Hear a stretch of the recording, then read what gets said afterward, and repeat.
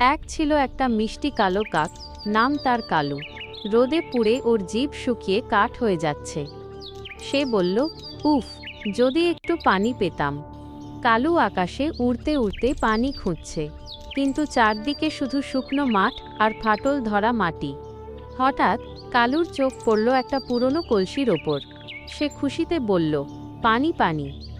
কিন্তু দুঃখের কথা, পানিটা তো অনেক নিচে। কালু ঠোঁট ঢুকিয়ে দেখে, এটা তো পৌঁছাচ্ছেই না। ঠিক তখনই কালুর মাথায় একটি বুদ্ধি আসলো। সে ছোট ছোট রঙিন কঙ্কর কুড়িয়ে এনে একটা একটা করে কলসিতে ফেলতে লাগলো। কঙ্কর পড়তে পড়তে পানিটা উপরে উঠতে লাগলো। কালু খুশিতে নেচে বলল, কাজ হচ্ছে। শেষমেশ পানি ওপরে এলো, যে কালু পানি খেয়ে নিল। কি মজা! তৃষ্ণা মিটে গেলে কালু আকাশে উড়ে গেল আর বলল, বুদ্ধি থাকলে সবই সম্ভব।